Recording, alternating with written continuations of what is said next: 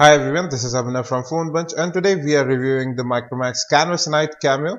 It comes with a 4.7-inch HD IPS display and an octa-core processor with 1 GB of RAM. Moving to the left, you can see the micro SIM card slot. At the top, you have the 3.5mm audio jack. On the right, you have the nano SIM card slot along with the SD card slot. So either you can use a micro SD card or a nano SIM card. Then you have the volume rocker as well as the power lock and unlock button, both sturdy, offer good feedback. At the bottom, primary microphone as well as the micro USB data syncing and charging port. Now there's a bit of lip to the top and bottom of the smartphone, so both sides are safe, but it does dig into your hands a little bit and it's not that comfortable to hold either. Now if we move to the back, you'll be able to see the 8 megapixel camera with LED flash. There's not a camera hump there, it's almost flat. At the bottom, you have the speakerphone. The back is extremely glossy, as is the front, and both attract fingerprints very easily. Overall, the design of the phone is very appealing, but it's just not that good to hold in your hand. But yes, you can use this phone in one hand. The extremities of the display are easily reachable with your thumb.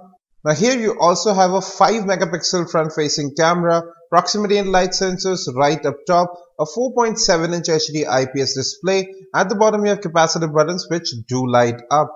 The bezels are a bit large, making the smartphone a bit taller than it should be, but the display here is the real bonus. It has good color reproduction, has wide viewing angles. There is a bit of color distortion and color shifting when you tilt the display, but apart from that, it has very good color reproduction. Moreover, it's bright and quite easily viewable in direct sunlight. Now this is the default dialer. It has been customized quite a lot, especially the icons have been changed, and you can see the default calling interface too. These are larger and more pronounced. Now you do have call recording built in as well. We didn't have any issues with network or call quality. Both the earpiece and speakerphone are quite loud. Now this is a dual SIM phone, but you can either use a micro SD card or a nano SIM card. At present, we are using the micro SD card. Wi-Fi hotspot, Bluetooth as well as USB tethering is available and they do work fine. You do have GPS too and it's very reliable. Moving on, you have several new camera features, including this camera widget, using which you can directly jump to photos, videos, a selfie mode, or a front and back shot which captures images from both the front and back camera at the same time. This is stable shot, which waits till your phone actually becomes stable to take the image.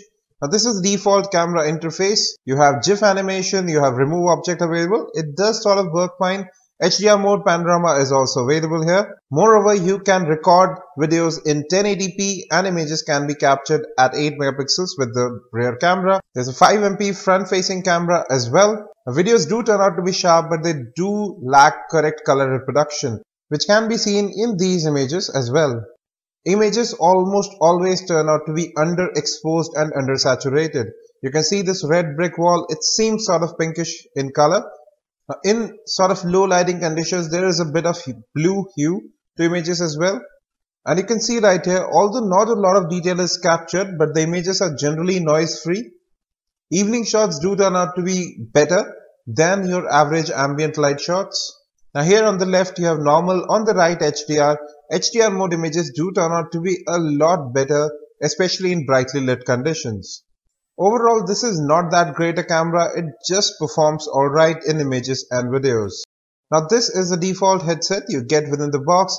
These are just alright for listening to music, but if you really like listening to music, I would recommend getting your own pair. Now this is the new updated Play Music app with material design. You do have an equalizer built in, which does help. The speakerphone here is loud and it does get muffled when the phone is put flat on its back.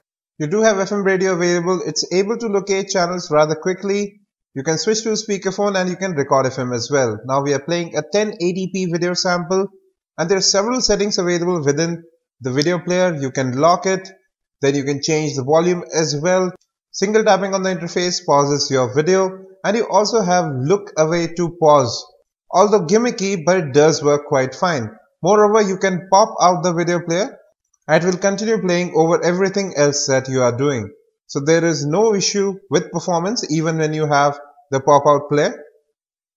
Now we are playing our review of the Asus Zenfone 5 over YouTube. We are playing this in 720p, maximum supported by the display. There are no issues with streaming video playback either. No ghosting, no freezing from the display. In fact, the display has excellent performance. Coming to software, this phone runs a sort of customized build of Android 4.4. You have QuickLook, using which you can browse through different topics that you choose. You can also integrate your Facebook as well as Twitter feed. It's sort of like Blink feed in its appearance, but it's not something I found much use for. Apart from that, it's a basic launcher. You have your app drawer where we have several apps that came pre-installed, a lot of bloatware which you cannot uninstall. But luckily apps are movable to the external storage. You have an 8GB ROM available here. Now let's first get into about. Here you can see the phone is running Android 4.4.2 KitKat right out of the box, but we don't know whether it would be updated further. You can add up to a 32GB micro SD card, and you have about 5.6 gigs of internal storage available as well. App and app data are movable to the external storage. Moreover, USB OTG is also supported. So you can see right there, I have the pen drive in, and it has been detected. It's asking us whether we want to switch to the default storage. And there you see, you can unmount it right there as well. The support is baked in. Now with the CPU power saving mode on, you will be able to get about 1 day of usage with this phone. But that's with medium use. If you are a heavy user, you will be charging this phone overnight in any case. RAM management is again not a forte for this device. You have about somewhere between 140 to 250 MB of RAM that's available even with very limited apps open. You have face unlock, voice unlock apart from pattern pin and password. Android device manager is also available. You have auto start management as well as app permissions using which you can control the features of your phone any app can use. Then you have some smart gestures available. You can turn the phone silent by just flipping it over, switch to a speakerphone, answer a call by just bring the phone closer to your ear, or even make a phone call. Moreover, you also have certain other gestures available right from the home screen. You can pinch in, pinch out, 2-finger flick up, 2-finger flick left, down and right. So as you can see, 2-finger flick up increases the volume, 2-finger flick down decreases the volume. Now you do get Swift key pre-installed. You can also install that from the Play Store. It comes with gesture functionality, easier to type on. We've loaded phonemerge.com. Our desktop website is opened up. The scrolling, as you can see right there, is smooth as is rendering. Pinch to zoom is very smooth. There are no issues with performance here. Even in terms of general use, you won't find any lag in this device, especially when you have that CPU power saving mode off. But this phone does get heated up even in general use. In gaming, we found that it did get heated up, but not that much. But you can definitely feel the phone getting warmer. Continuing with performance, apps do open up quickly, multitasking is fine on this phone, but RAM management is definitely not a forte, and you do see that occasional stutter which we shouldn't on an octa-core device. Now gaming was rather pleasant on this device, especially given the brilliant bright display with excellent color reproduction. The speakerphone is loud as well, which definitely adds to the experience.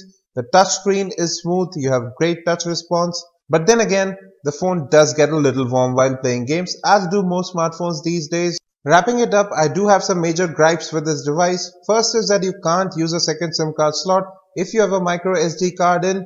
Then there's the front and back which can get scratched very easily since there's no protective layer.